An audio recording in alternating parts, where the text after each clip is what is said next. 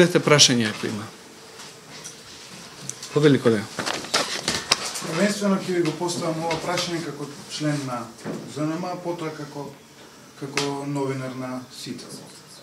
Се работи за следно. Ако добро го следе вашето излагање, вие не оценивте кој го спроведувал прислушкувањето, а и јавноста, барем според мене и според она што го имаме како факти на маса, се уште не може со прецизност да оцени.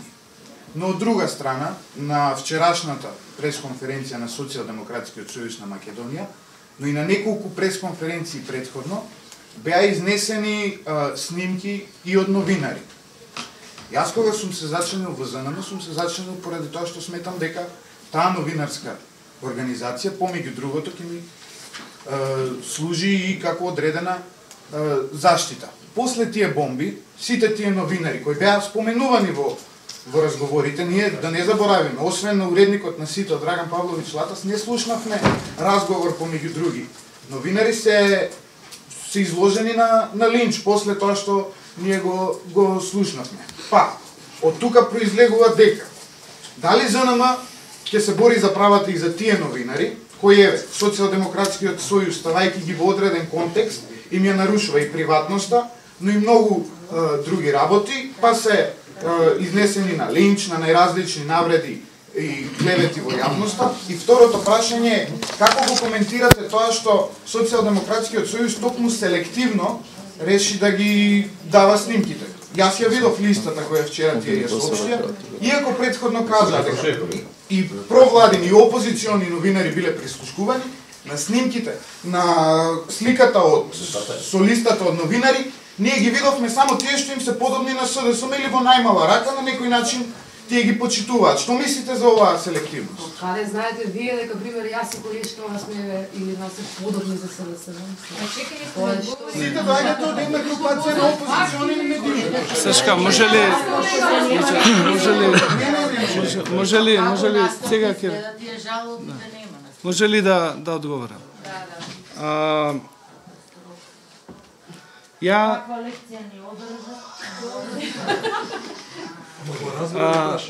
мислам имаше многу констатација, јас се обидов да видам кое е прашањето. Две прашања. Прашањето за зошто само уредникот на СИТЕЛ, разговорот на уредникот на СИТЕЛ било. За ја како представител на здружение не контролирам што опозицијата ќе објавува и што нема да објавува. Само бидете трпеливи како што ја ве слушав и вие слушајте. Разговорот меѓу одредени владени функционери со Латас практично покажува злоупотребата, бруталната злоупотреба на медиумите од страната на владата и притисокот на владата врз медиумите. Ако вие мислите дека тоа не треба да го знае јавноста, тоа е веќе друго прашање. Само имајте трпение. Околу селективноста. Ја немам увид во целата документација па да проценам дали некој селектирал или не селектирал.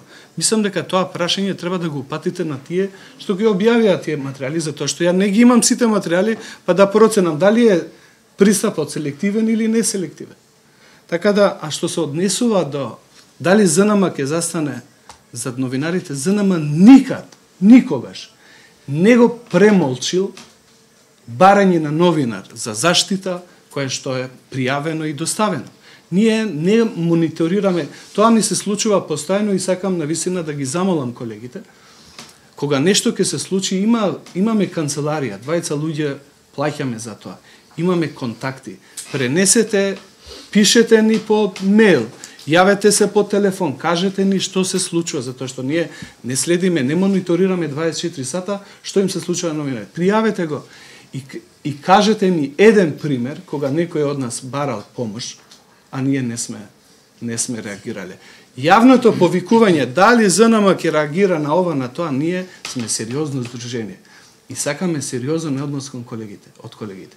Нека пријават, нека дојдат во канцеларијата и нека кажат кои се нивните очекувања, што ние како ЗНМ можеме да направиме и ние никогаш никого не сме одбиле. Се разбира кога се членови на ЗНМ, не се на МАК. Дури сме направиле и такви, да, дека ние реагираме и за сите новинари без разлика дали се наши членови или не. Ај сега да се надобрз. Ако нема други, повеле. Значи, една политичка партија поседува снимки од новинари. Дел од нив им ги даде, дел можеби не. И вие како здружение на новинари, тоест ние како здружение, затоа што јас сум член од ЗНМ, немаме ништо против тоа што таа политичка партија ги поседува тие материјали. Независно од тоа како ги добила, независно дали ги добила по едното сценарио или по другото. Мене тоа ми е прашањето. Поради тоа што секој од нас овде што седиме, можеби во некоја папка таму стои некој досие за него и некој негов разговор кој не му го даде, кој нема да му го даде. Од каде да знаеме ние како новинари дека утре таа политичка партија тоа нема да го злоупотреби? Од каде јас да знам дека утре мене некој нема да ме уценува или било кој од нас? Не сакам да јас сум 2 месеци у новинарство така што не сум загрозен од тоа, но мене прашањето ми е како да бидеме сигурни дека тоа нема да се злоупотреби кон нас. Да не ја гледаме само едната страна. А вие како ги коментирате прислушувањето? Ја не можам да ги коментирам. Ја имам од едната страна една приказна, од другата страна. Кога ги слушате, какво чувствувате? Не се. Видите, Движението е тоа што треба да не заштити нас од тоа. знаете како е? Ако мислам дека ниеден мора да бидете свесни дека прислушувањето е направено, премиерот вчера призна дека е направено преку системите за прислушување, легалните системи на прислушување на полицијата. Вас не ве загрижува тоа што сте биле прислушувани, него каде завршиле тие разговори. Ако вие сте чист, немате причина да се плашите од било какви. Никој не смее да ве Од кај знаете дека утре нема да ве уценуваат со тоа? Видите, ако имате швалерка, ќе разговарате со вашата девојка или жена. Не може.